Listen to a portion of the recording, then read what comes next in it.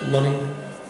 Sir मैं कह था कि जैसे अभी बोर्ड एग्ज़ाम का टाइम आ गया है, तो बच्चों को बहुत सारा स्ट्रेस रहता है एग्ज़ाम को लेके। वो एग्ज़ाम में अच्छी परफॉर्मेंस नहीं कर रहा, तो बच्चे बहुत डरे रहते हैं सर, स्ट्रेस में रहते हैं वो।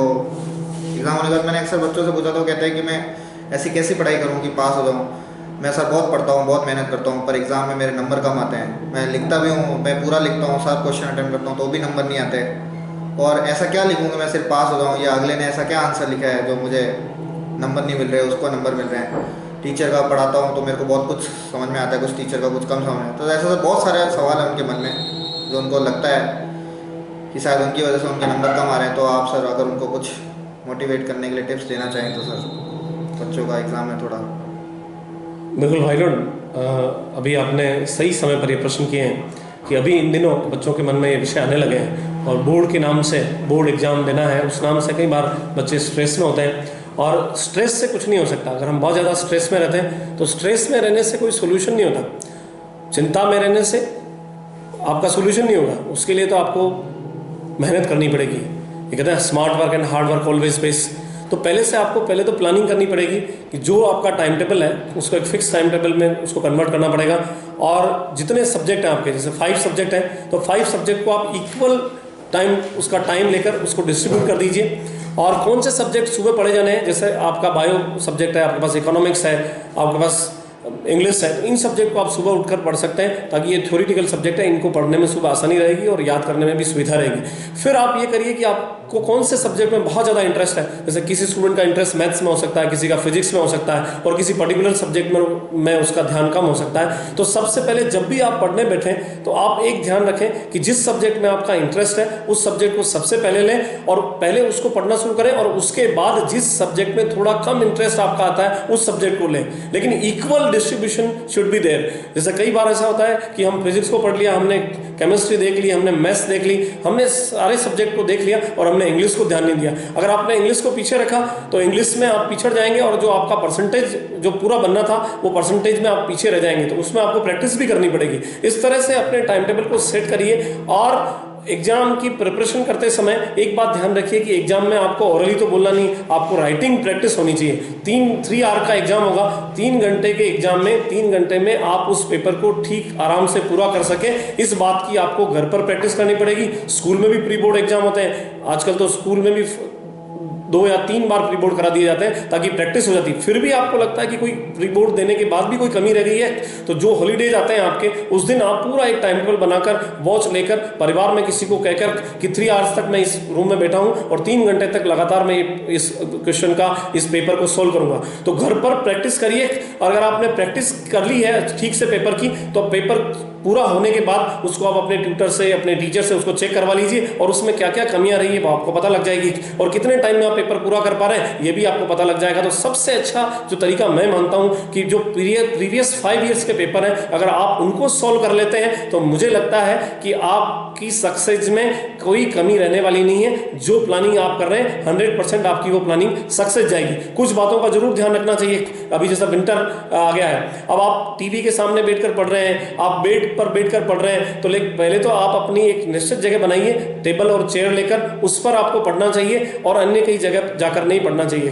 तो पहला विषय ये हो गया कि जो स्टडी रूम हमारा, वो जगह हमारी फिक्स हो, उस जगह एक जगह बैठकर हम तैयारी करें और टेबल और चेयर पर का यूज करें, न कि बेड या और कहीं अन्य जगह पर बैठकर पढ़ाई करें। तो इन सब छोटी छोटी बातों का, और नोट्स प्रिपेयर करें, क्योंकि जो जो हम याद करेंगे वो सब भूलने के चांसेस बहुत होते हैं। आप नोट्स प्रिपेयर करते रहिए, तो एग्जाम के समय में भी आपके लिए बहुत बेनिफिशियल होंगे ये नोट्स। क्योंकि एग्जाम के कुछ दिनों पहले अगर आपको रिवाइज करना है, या एग्जाम से एक दिन पहले भी रिवीजन करना है, तो रिवीजन के लिए नोट्स आपको बहुत हेल्पफुल होने वाले हैं।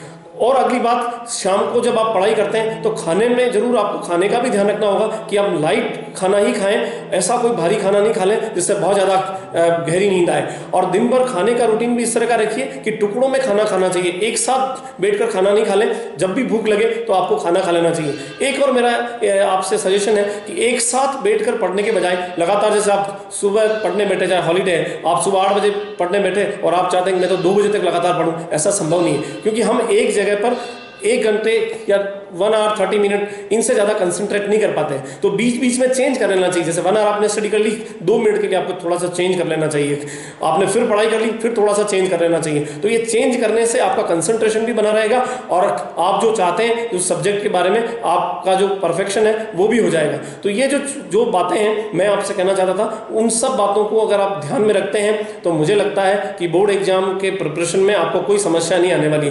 जो लैक ऑफ कॉन्फिडेंस है वो इसलिए है कि बोर्ड के नाम से हमारे मन में एक स्ट्रेस बना हुआ है, लेकिन उसको भी जब हमने प्रीवियस ईयर के पेपर सोल्व कर लिए तो मुझे लगता है कि उसके बाद कोई समस्या आपको नहीं आने वाली।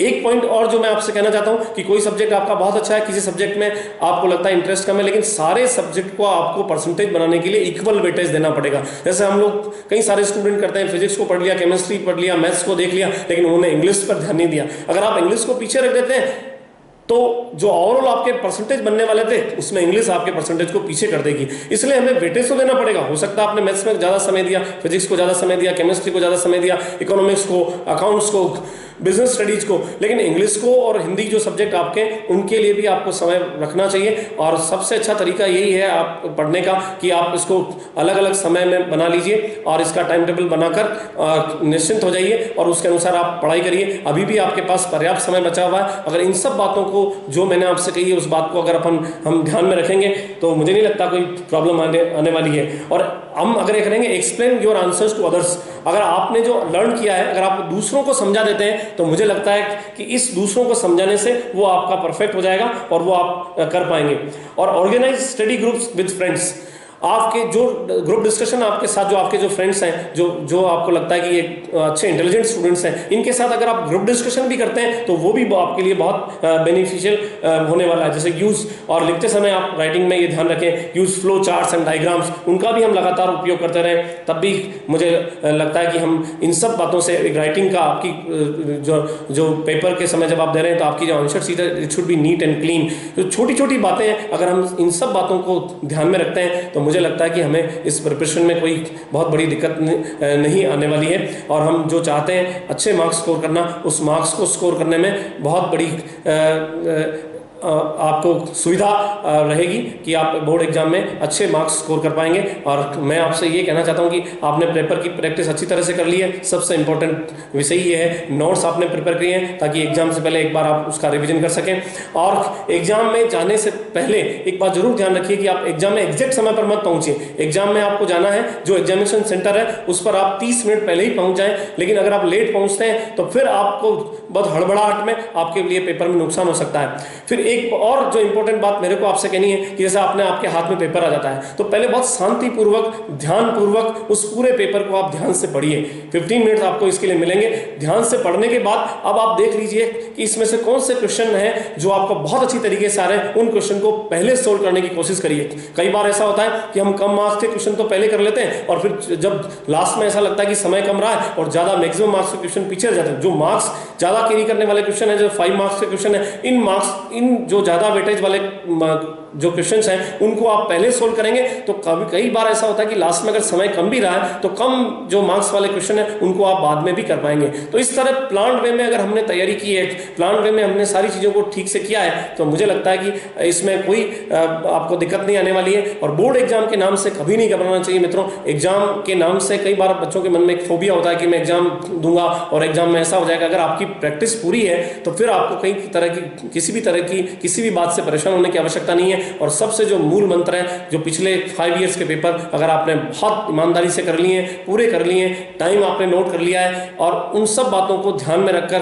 अगर आपने किया है तो मेरा ये सोचना है कि बोर्ड एग्जाम में सफलता आपके चरण चूमेगी और आपको किसी तरह की कोई भी प्रॉब्लम आने वाली एग्जाम में नहीं है। आपने मुझसे ये प्रश्न किए बोर्ड एग्जाम में, मैं बहुत जल्दी आपको एक और वीडियो देने वाला हूँ कि how to prepare for board exams. Thank you very much.